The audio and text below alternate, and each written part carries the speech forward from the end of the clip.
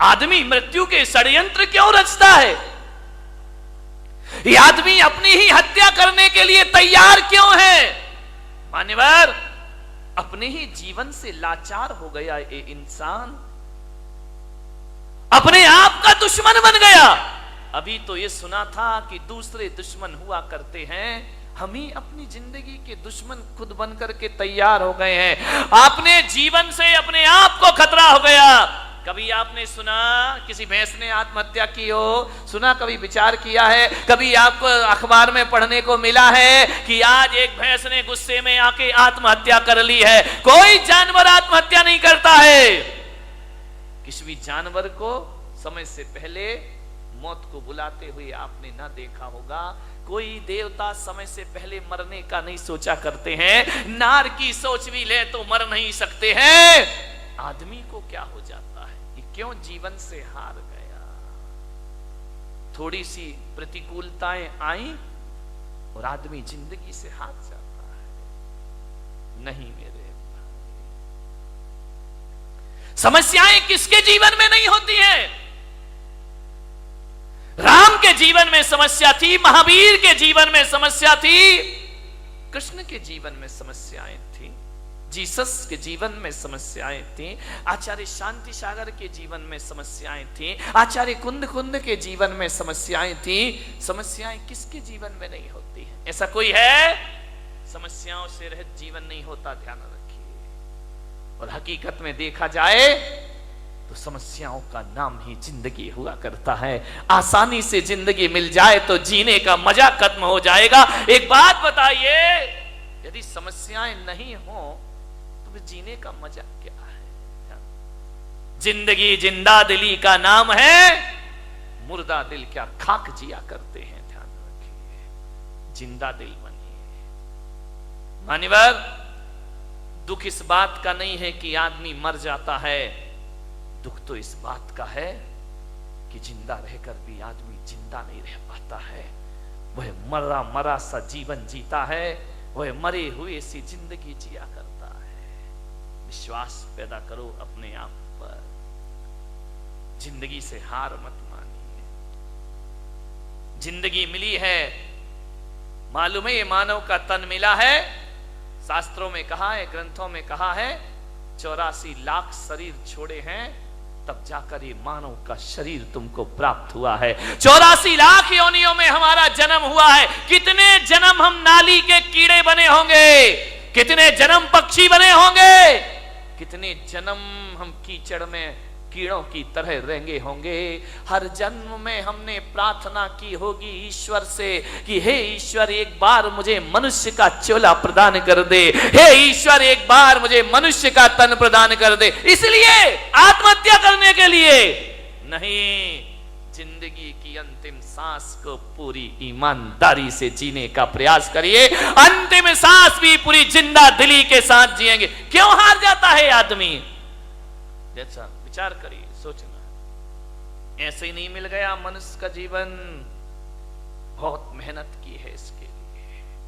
मनुष्य का जीवन मिला, ऊंचा कुल मिला, अच्छी खानदान मिली, दिमाग मिला, बुद्धि मिला, शरीर मिला, फिर भी इस जिंदगी से हाथ धोते हो आप लोग। अब तो घबरा के कहते हैं कि मर जाएंगे, अब तो घबरा के कहते हैं कि मर जाएंगे।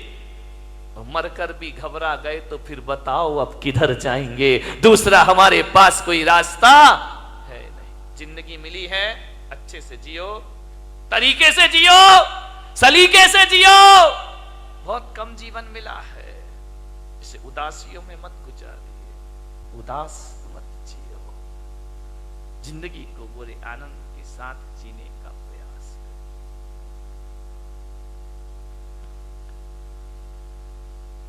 विपत्तियां, संकट, दुख किसके जीवन में नहीं आते? सबके जीवन में आते हैं।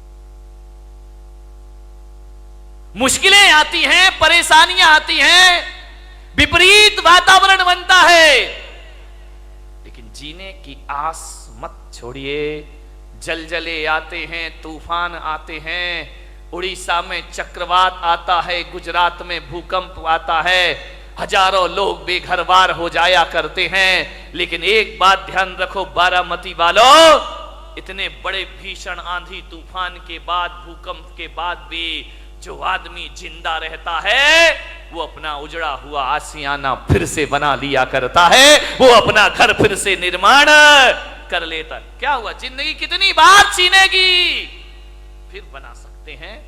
अगर हौसले बुलंद हो तो आंधियों में चिराग जला करते हैं। ध्यान रखिए, आज समस्या है बहुत बड़ी। आदमी अपने जीवन का दुश्मन हो गया है, अपनी ही जिंदगी का दुश्मन हो गया ये इंसान। शहरों में बड़े बड़े व्यापारी आत्महत्या कर रहे हैं, महानगरों में व्यापारी आत्महत्या कर रहे हैं, गांव में किसान आत्महत्या कर रहा है, घरों में किशोर आत्महत्या कर रहे हैं, महिलाएं आत्महत्या कर रही हैं। थोड़ा सा निराशा हुई, थोड़ा सा मन का नहीं हुआ, थोड़ा सा प्रतिकूल वातावरण हुआ और आदमी मरने को तैयार है। और एक बात बताओ, बारामती के लोगों से मेरा निवेदन है, इस पंडाल में ऐसा कोई व्यक्ति बैठा है जिसने आज तक आत्महत्या का विचार ना किया हो? है कोई महान आत्मा? मैं दर्शन करना चाहता हूं। एक बार भी पूरी जिंदगी में मरने का विचार नहीं। महिलाओं तुम्हारी तो जय हो पंचम काल की, ये तो इतनी बार मरती हैं लेकिन एक बार भी नहीं मरती है। विचार करिए, सोचना है आपको। बात बात पर आदमी मरने का सोच लेता है। ऐसा कोई नहीं होगा इस दुनिया में जिसने अपने पूरे जीवन में एक बार मरने का ख्याल भी ना लाया हो। मर नहीं सका वो बात अलग है, लेकिन मरने का ख्याल तो सबके भीतर आ जाता है। थोड़ा सा मन का नहीं हुआ मैं मर। महिलाओं का तो इनके दो ही हथियार हैं, ध्यान रखना, या मैं मायके चली जाऊंगी या फिर मैं मर जाऊंगी, आत्महत्या कर लूंगी, सुसाइड कर लूं, मैं नहीं जीऊंगी, तंग आ गई जिंदगी से।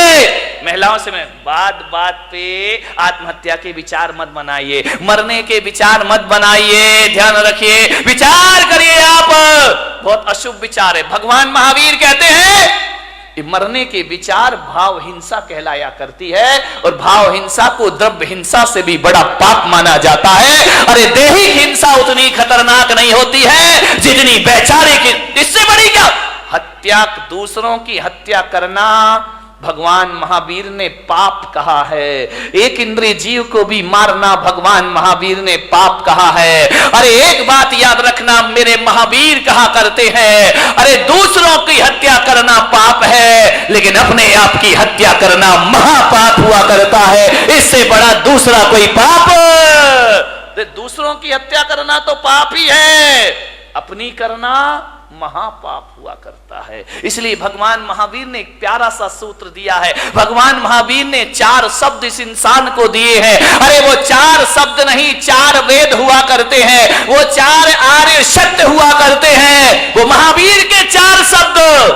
ध्यान रखना, इनसे बड़ा ना कोई आगम होता है, ना शास्त्र होता है, ना पुराण होता है। महावीर ने इस दुनिया को केवल 4 शब्द दिए हैं। महावीर ने इतना ही कहा है, इस मानव जीवन को सफल करना है तो 4 सत्य में जियो। वो 4 सत्य हैं, वो 4 वेद हैं, वो चारों धाम की यात्रा है। वो 4 शब्द इस धरती को दिए, जियो और जीने दो। इससे बड़ा कोई धर्म ग्रंथ नहीं हुआ करता है, इससे बड़ा कोई शास्त्र नहीं हुआ करता है, इससे बड़ा कोई आगम